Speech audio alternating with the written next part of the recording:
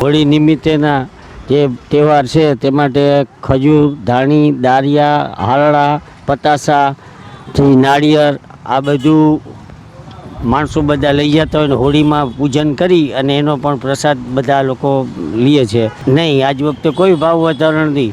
અમુકનો સસ્તો થયો. ઓલા વખતે 100 હતા, આજ વખતે 80 રૂપિયા ખજૂરનો ભાવ છે કિલોનો. ઓલા વખતે 100 રૂપિયા વેચાતો હતો, આજ વખતે 80 રૂપિયામાં વેચાય છે.